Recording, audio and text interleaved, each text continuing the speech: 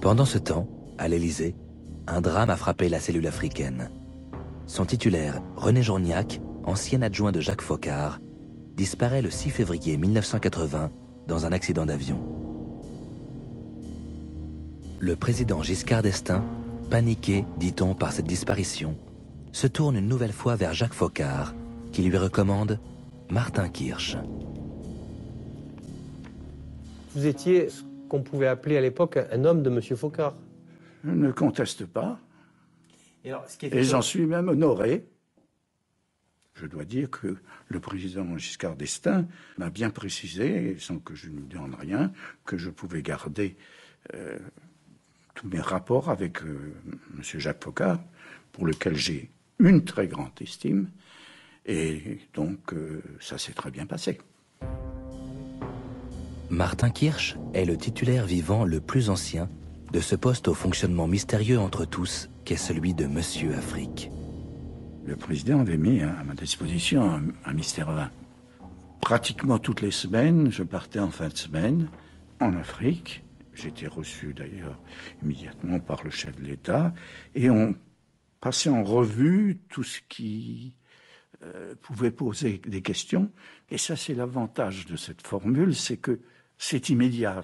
On ne passe pas par des entrelacements de ministères, de tout ça.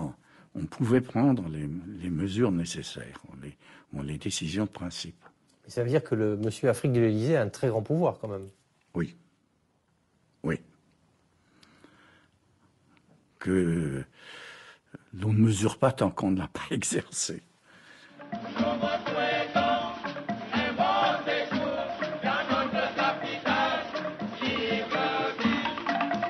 Au Gabon, où Maurice Delaunay quitte son poste d'ambassadeur, la nomination de son successeur va illustrer le rôle grandissant des chefs d'État africains et la pérennité des réseaux Foccart.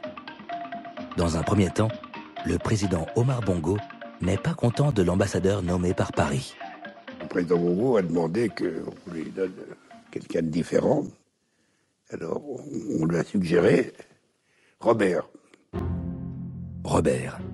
Maurice Robert, l'agent secret, qui a suivi un chemin étrange depuis quelques années. En effet, 1 an avant l'arrivée de Valéry Giscard d'Estaing, le président Pompidou avait décidé de faire le ménage dans les services secrets en nommant un nouveau directeur, Alexandre de Maranche. Maurice Robert, qui dirigeait le service Afrique, est marginalisé et finit par démissionner. Mais pas d'inquiétude sur son avenir professionnel. J'ai démissionné de l'armée et des services après avoir quand même appelé le président Guillaume, qui m'avait dit un jour, si vous en avez assez de ce métier, moi je vous prends. Et j'avais un contrat à Elf le lendemain de mon départ de l'armée et des services. Donc, si on résume, un homme dont les services secrets de la République se débarrassent est immédiatement embauché par la compagnie pétrolière d'État, dont on comprend au passage qu'elle a elle-même ses propres services secrets. Et c'est donc à cet homme qu'en 1979, le président Giscard d'Estaing propose le poste d'ambassadeur au Gabon, à la demande d'Omar Bongo. Ça a fait des remous, de gros remous, jusqu'à l'Assemblée nationale, où il y a eu des déclarations diverses, des interpellations sur cette nomination, parce que j'étais considéré comme quand même une barbouze.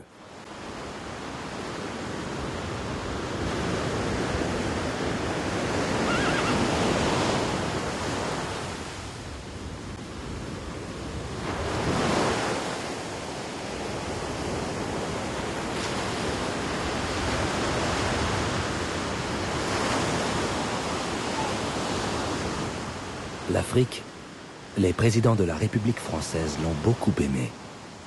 Parfois, peut-être un peu trop.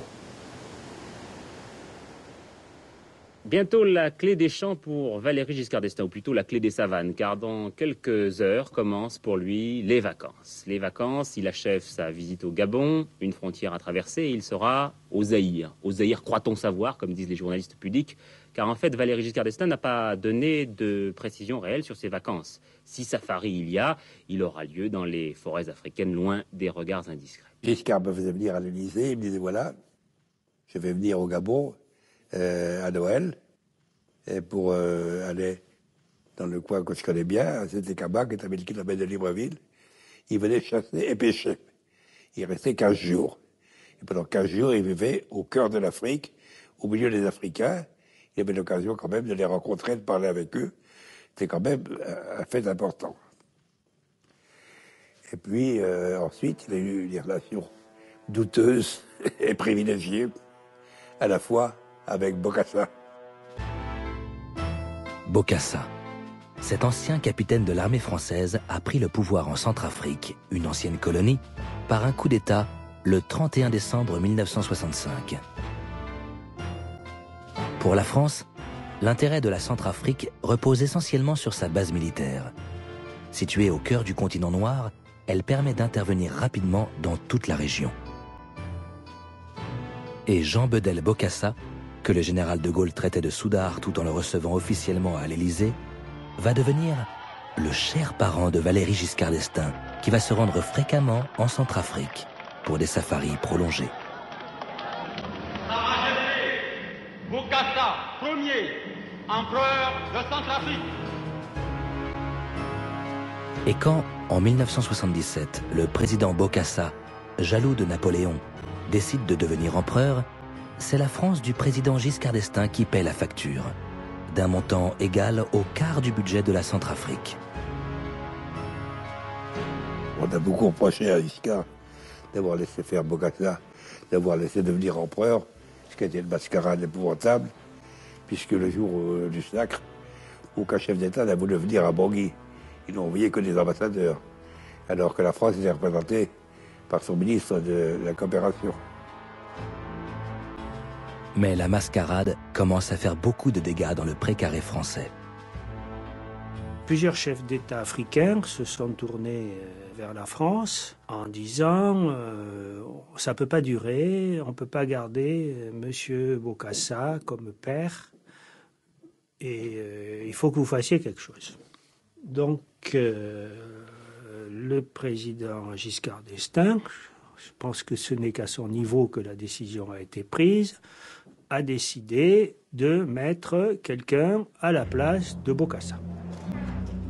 Il faut dire que Jean Bedel Bokassa, pour qui la France commence à se montrer moins généreuse, s'est tourné vers Mouammar Kadhafi. Le dictateur libyen est en guerre à l'époque avec la France à propos du Tchad. Paris prend donc la décision de renverser un président qu'elle a soutenu pendant des années. Mais par qui le remplacer? Il y avait à ce moment-là, sous protection française, plus ou moins rapprochée, 3 leaders qui se disaient présidentiables, au moins. Qui vivait en France. Qui vivaient en France, à Paris. Il y avait M. David Dacko, qui avait été président immédiatement après l'indépendance, je crois, qui n'était pas très chaud pour être président. M. Bozizé ayant été ministre de l'empereur Bokassa, Paris était plutôt réticent. M. Patassé avait eu des propos à plusieurs reprises contre les Français très désagréables. Et donc, il a été retenu que M. David Dacko serait l'heureux élu. L'heureux élu. Une valise de billets sur les genoux et la peur au ventre, décolle du Bourget le 20 septembre 1979 à 8h du matin, accompagné de 2 officiers du SDEC. C'est le déclenchement de l'opération Barracuda. Alors que l'empereur Bokassa Ier est en visite chez son nouvel ami Kadhafi, l'avion de David Dacko atterrit à Bangui, accueilli par une dizaine d'hommes des services secrets français qui le conduisent immédiatement au palais présidentiel où le coup d'État est annoncé. Mesdames, Messieurs, bonsoir. Il n'y a plus d'empire centrafricain, il n'y a plus d'empereur, il n'y a plus de Bokassa Ier. Le dictateur de Bangui a été limogé cette nuit. C'est en Libye qu'il a appris sa déchéance et c'est donc là que, provisoirement, il trouvait refuge aux côtés Mais un mois plus tard, le Canard enchaîné publie en une un document qui va déclencher l'affaire des diamants.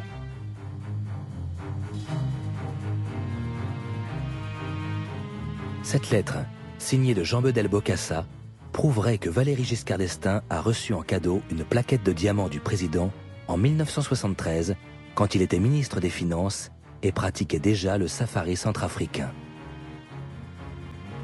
Dans un premier temps, le président Giscard d'Estaing refuse de s'expliquer. On en termine avec cette question. Votre silence, c'était ni de l'embarras, ni de l'indifférence, ni du mépris. C'était quelque chose qui tenait aussi, permettez-moi de vous le dire, à mon caractère et à l'idée que j'ai de ma fonction, et qui est qu'il faut laisser les choses basses mourir de leur propre poison. Cette réponse dilatoire et embarrassée est perçue comme un aveu de culpabilité. On accuse le président d'avoir déclenché l'opération Barracuda uniquement pour récupérer au palais de Bokassa des documents concernant les fameux diamants.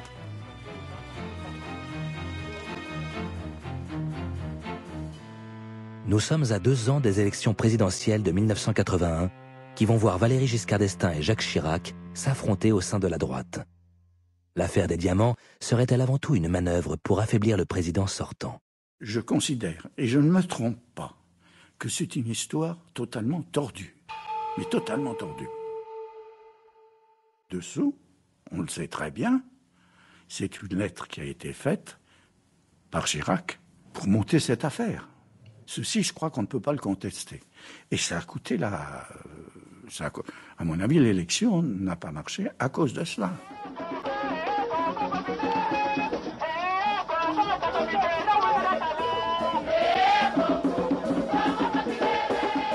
Il est temps que ça change. Le 10 mai 81, ce n'est ni Giscard ni Chirac qui gagnent l'élection présidentielle, mais François Mitterrand. La gauche au pouvoir. Enfin, croit-on, ça va changer.